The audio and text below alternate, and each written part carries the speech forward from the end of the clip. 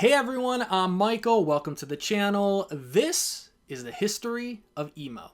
Emo is a genre of music known for its vulnerable lyrics, aggressive and melodic sound, and its appeal to people around the world.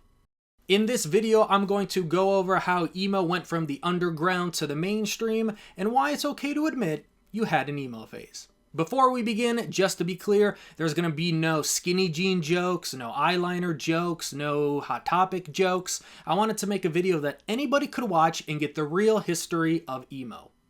I've waited for this moment for a long time. Emo started the second Minor Threat broke up. Nothing? No? Too much? Okay, let's start at the beginning.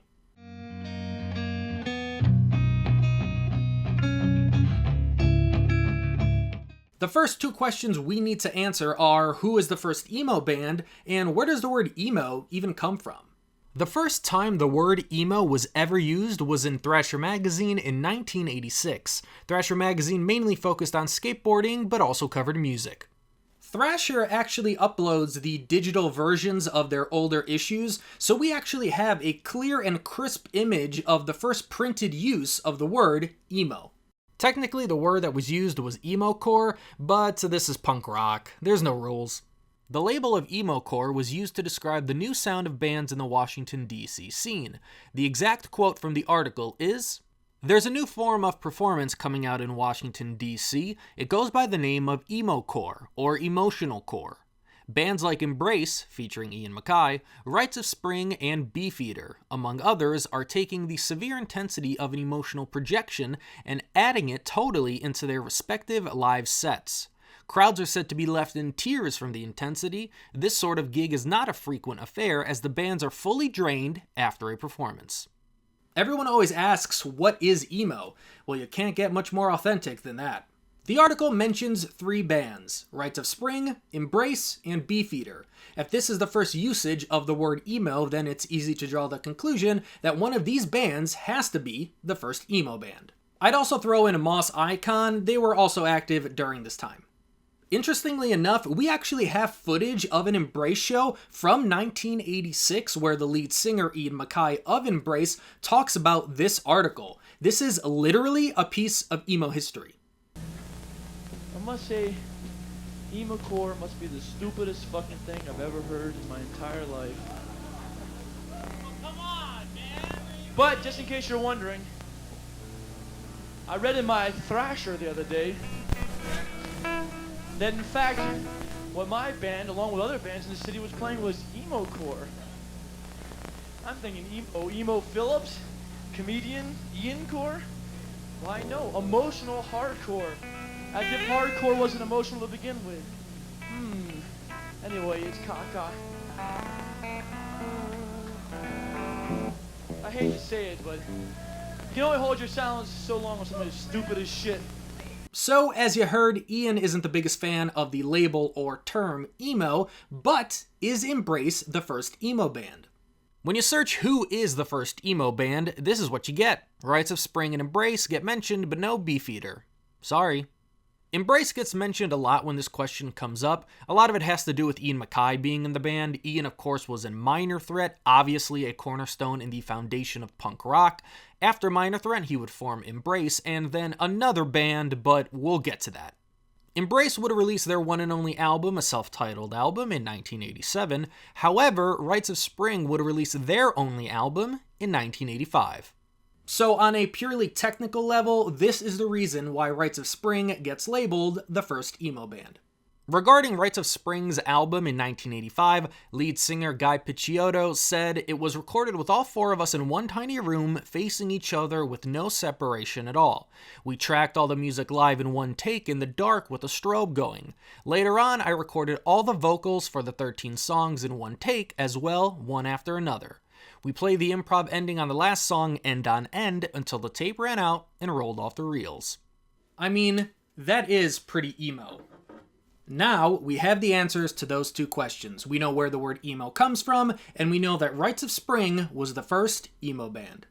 You'd think Rites of Spring would embrace being the first emo band. Maybe put that on a shirt or go on a tour and call it the History of Emo Tour, where you can talk about the experience of being the first emo band and maybe tour with up-and-coming bands to help highlight them. But no. Rites of Spring do not like the label. Lead singer Guy Picciotto said this in a 2003 interview. "I've never recognized emo as a genre of music. I always thought it was the dumbest term ever.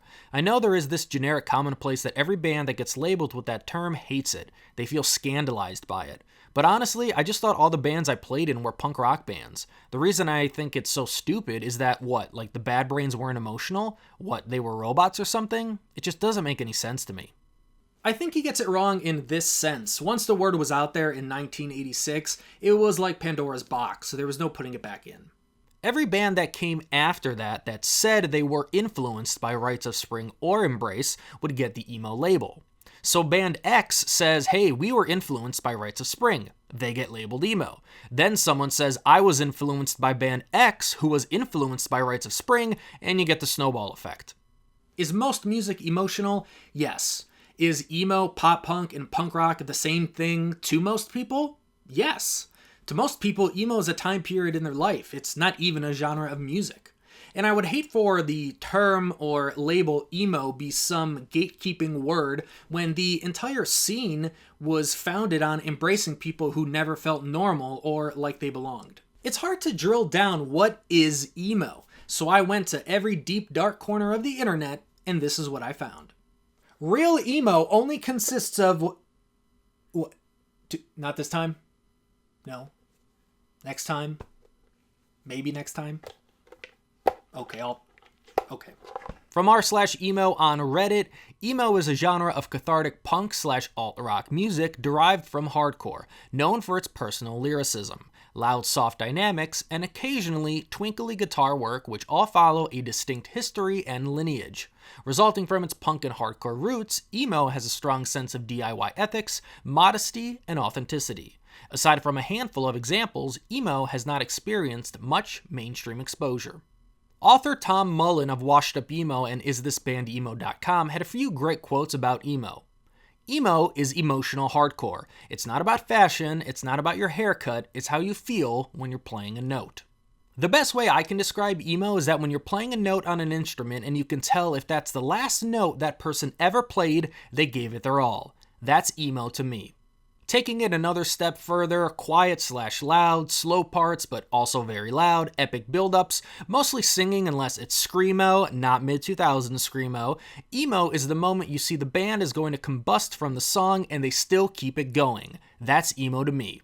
I think those are all good ways to sum up emo, but for me, again, is most music emotional? Yes. But is all music vulnerable? I think that's where the difference comes in. Emo is the vulnerability mixed with the intensity.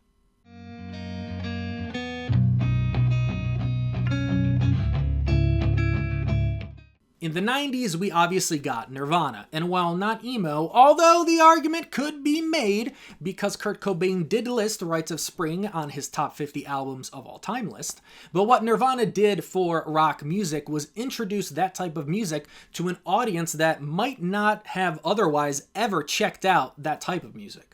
What that meant for emo was an increase in people listening to rock music, so emo, punk, and rock and roll was no longer underground, and bands were experimenting and getting a little melodic, or even simpler, adding in some pop music into the emo mix. Before I go into the bands that shaped emo during this time, I have to mention Fugazi, the band Ian MacKaye formed after the breakup of Embrace, which was formed after the breakup of Minor Threat. If you want to get even deeper, Fugazi included members of Rites of Spring, Guy Picciotto sang and played guitar, and Brendan Canty was the drummer. So you start to see that while which bands started emo is a fair question, it's really who started emo, and everyone I just mentioned was there on day one. Now, whether Fugazi is or isn't emo, maybe they're a post-hardcore band, regardless, like IsThisBandEmo.com says, practically every emo band post-1989 was influenced in some way, shape, or form by Fugazi, so I have to include them in this video. Let's take a trip to the Midwest and talk about Midwest emo. Now, this is a term that gets thrown around a lot these days. It's even a meme, but Midwest emo is a sound that really develops around the same time that the emo scene was moving away from that punk rock sound to a more melodic one. Chicago's Cap'n Jazz was the first Midwest emo band, releasing their one and only album in 1995. And if we take out the board here and look at that album title, yeah, it's pretty emo. Midwest emo doesn't just mean a band from the Midwest that happens to play emo. It's a distinct sound within emo that's summed up like this. Midwest emo is a style of emo that originated in the early 90s that takes from the song structure and occasional vocal style of previous emo bands, but imbues it with more melodic sensibilities and broader influences. Bands started to experiment more with loud soft dynamics, intricate melodies, heavy build-ups, and twinkly guitar work. At the core of these bands lies a commitment to the DIY ethic and an embrace of sincerity. The way that I would describe Midwest emo is, imagine a cold, dark, miserable winter day. It gets dark at 4 p.m., but you still have that little ray of light, that little bit of hope within you that spring isn't too far away. I mean, that's emo. You're not going to sing a lot of happy songs when it gets dark at 4 p.m., you don't get enough vitamin D, and it literally hurts to go outside. Cap'n Jazz was the first Midwest emo band and embraced a more melodic sound. These were songs that got stuck in your head and you could sing along to. Go listen to the chorus of Oh Messy Life and you'll understand. Cap'n Jazz included brothers Mike and Tim Kinsella. After Cap'n Jazz ended, Mike Kinsella would go on to form the most Midwest emo band of all time, American Football. Every single emo band since 1999 has been influenced by American Football. The twinkly guitars that are synonymous with Midwest emo do not exist without American Football.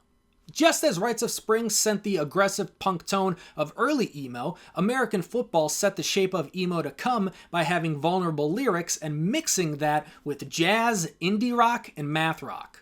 Following bands like Cap'n Jazz and American Football, a lot of other 90s bands started to pave the road on the emo highway.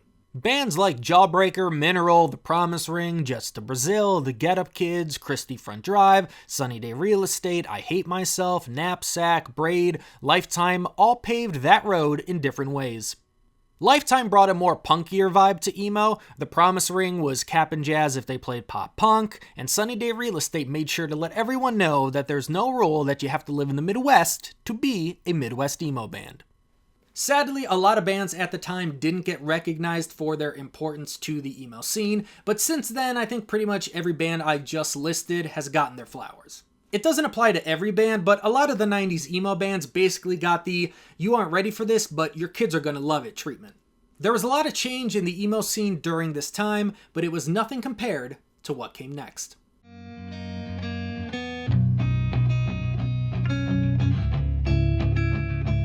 They've been quoted as saying emo is a pile of shit. Oh shit, yes. Why is that? Well, emo as it is today, which is nothing like emo as it was when I was growing up watching bands like Sunny Day Real Estate or The Promise Ring, that to me is like real emo, you know, what you would consider it. I was obviously referring to what the modern idea of emo is, which is basically a pair of jeans and a haircut. Which band made emo mainstream? I actually think it's a pretty easy answer. To me, there's two bands, Jimmy Eat World and Taking Back Sunday. Both bands have their roots firmly in the scene, and both bands exploded onto the mainstream. I'm going to give it to Taking Back Sunday. Jimmy Eat World did give the world the middle in 2001 with their album Bleed American, and yes, before you yell at me in the comments, Jimmy Eat World also left their mark on the emo scene with 1999's Clarity. But Tell All Your Friends from 2002 propelled Taking Back Sunday into the mainstream. I was young at the time, but even I remember hearing Your Soul Last Summer everywhere, at school, on the radio, and in Hollister. Trying to put into words how wild the early 2000s were for emo and just how many amazing or classic albums came out in such a short span of time is very tricky, but that's why I'm here. Here is just a small snippet of classic albums that came out during this time. Dashboard Confessional, The Places You Have Come to Fear the Most, 2001. Thursday Full Collapse, 2001. Jimmy Eat World Bleed American, 2001. Hey Mercedes, Every Night Fireworks, 2001. The Starting Line, Say It Like You Mean It, 2002. The Used, Self-Titled, 2002. Piebald, We Are the Only Friends We Have, 2002. Taking Back Sunday, Tell All Your Friends, 2002. Fall Out Boy, Take Us to Your Grave, 2003. Alkaline Trio, Good Morning, 2003. My Chemical Romance, 3 Cheers for Sweet Revenge, 2003. Brand New, Deja Entendu, 2003. Blink-182's Untitled, 2003. Yellow Card, Ocean Avenue, 2003. Park It Won't Snow Where You're Going, 2003. Monine, Are We Really Happy With Who We Are Right Now, 2003. Hawthorne Heights, The Silence in Black and White, 2004. Boys Night Out Trainwreck, 2005. Fall Out Boys, Under the Cork Tree, 2005. All American Rejects, Move Along, 2005. My Chemical Romance, The Black Parade, 2006. The Forecast, In the Shadow of Two Gunmen, 2006. Soasin, Self-Titled, 2006. Paramore's Riot, 2007. Now you might be saying, Mike, some of the bands you just mentioned aren't emo, and you're right, I agree with you. But the purpose that I wanted to show with that list is to display how many classic albums came out in a relatively short amount of time, and not to mention I probably missed an album or two. But it's also important to note that every single one of those bands that I just mentioned was labeled as emo at one point. During this time, we got the emo look, or the emo aesthetic. In the 90s, you did have that stereotype of a overly sensitive guy, but in the 2000s is when you really get the skinny jeans, the mascara, the eyeliner, the emo haircuts, you know the one, Vans, Converse, black shirts, black pants, black everything. There's a reason that there are so many emo costumes. Emo, almost more than its music, is known for its look. Emo, at least the aesthetic, is pop culture. Not many people are going to think of Cap'n Jazz, The Promise Ring, or American football when they think of emo. That's why I said earlier, for a lot of people, emo is just a time period in their life that they can be nostalgic about. It's not a genre of music. If you don't believe me, here's what comes up when you Google emo. While I wouldn't say this look contributed to the decline of emo in the mainstream, it did bring up a lot of irrelevant conversations about who is emo, who isn't emo, who's a poser, which bands are sellouts, etc. While doing my research, a lot of the bands in the 2000s were classified as emo pop. Technically, there's like 26 subgenres of emo, so brace yourself for a lot of upcoming videos. So I understand why bands in the early 2000s were just tired of the word and pushed back on the emo label. The reason that emo fell off from the mainstream is because a lot of the bigger bands in the scene weren't making music that sounded emo anymore. Blink and Fall Out Boy went on hiatus, MCR released Danger Days, which was a pop-punk album or a rock album, depending on who you ask. Paramore went more with a big arena rock sound, and a lot more bands just broke up. While emo in the mainstream declined, there was an emo revival just around the corner.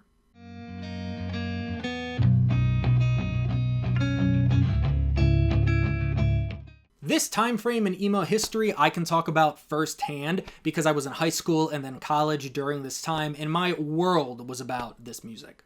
The emo revival more or less starts in 2010 just because that's a nice and simple year to pick. And while I'm going to be focusing on emo here, I do have to mention that pop punk, hardcore, and alternative music in general regained its popularity during this time. Before diving into the music, we have to talk about a few other things. The impact of social media and the internet cannot be understated during this time.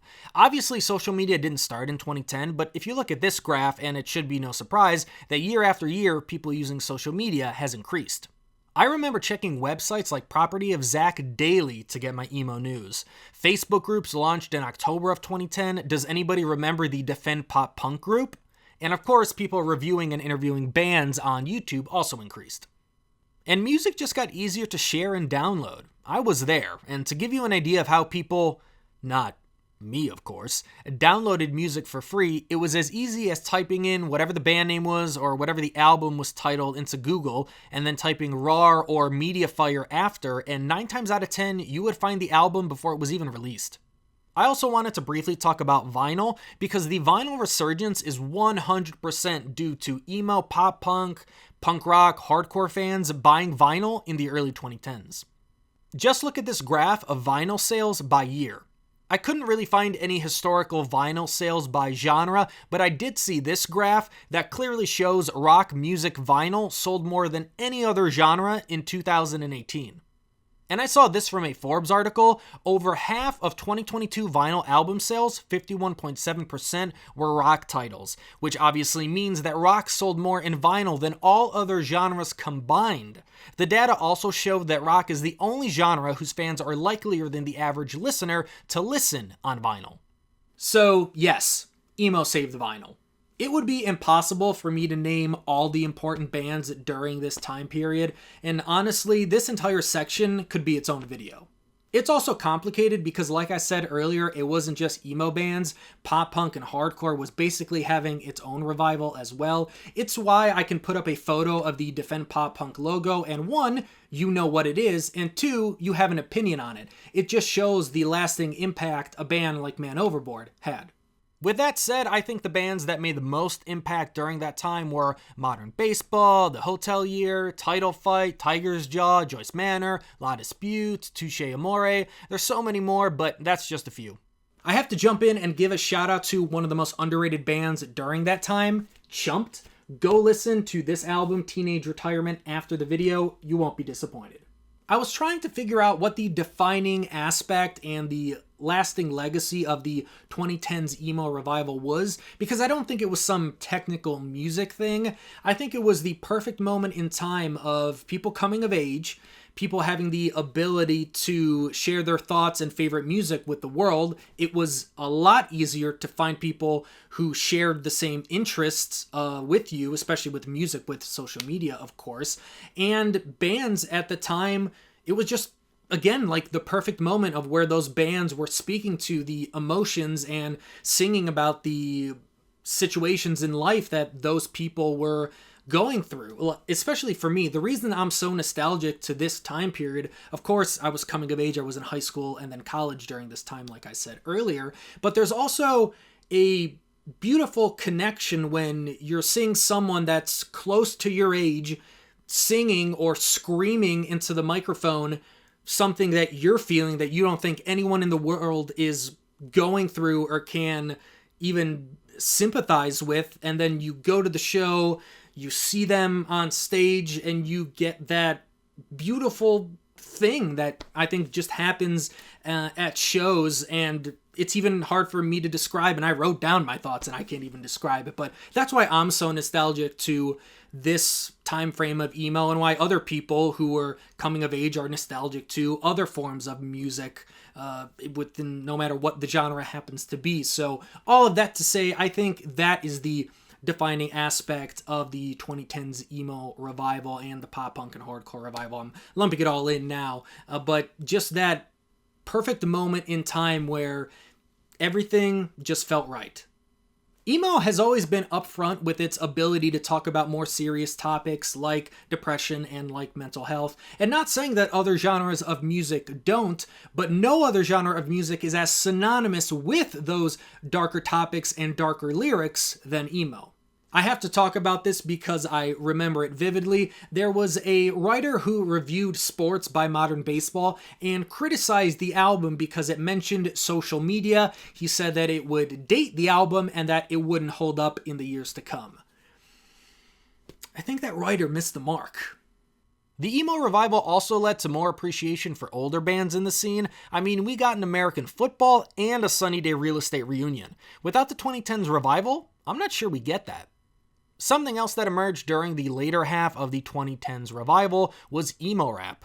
The genre is defined simply as hip-hop mixed with emo music, so that could be something like the artist actually using a sample of an emo song, or just using themes commonly associated with emo in their lyrics. Many different artists have been associated with emo rap: Juice WRLD, Lil Peep, Nothing Nowhere, XXXTentacion, Lil Uzi Vert, Lil Lotus, Gucci High Waters, Wicca Phase, Springs Eternal. I mean, Gucci High Waters and Lil Lotus are signed to Epitaph, and Nothing Nowhere is signed to Fueled by Ramen. They are a part of the current alternative music scene. Emo rap helped the alternative music scene find its way back into the mainstream, and in my opinion, led to the pop-punk sound being back in full force in the mainstream, with bands and artists like Machine Gun Kelly, Demi Lovato, Willow, Avril Lavigne, and Olivia Rodrigo. Emo in the modern day is going strong. I mean, there's an entire festival dedicated to emo nostalgia. Like every other type of rock music, emo, while I think the aesthetic is back in the mainstream, the music, I think, went back to the underground. In that underground, emo has produced some amazing bands: Pool Kids, Hot Mulligan, Spanish Love Songs, Ben Quad, Future Teens, Oso Oso, and so many more. And while I have you here, I'm going to designate a new subgenre of emo, summer emo, because Oso Oso's Basking in the Glow is the best summer emo album of all time. So there you have it. From emotional beginnings in DC to the Emo Revival, this genre of music has seen it all. It's really like a folktale that gets passed down from generation to generation, where parts of the story change, but the main focus stays the same. That's emo. Whether you love it or you hate it, emo has left its mark on music history, and let's be honest with each other. We've all had an emo phase at some point. Thank you so much for watching. Please like the video if you enjoyed it, subscribe if you haven't, tell all your friends, and again, thank you so much for checking out the channel and the video. I'm itchy. This wig is itchy.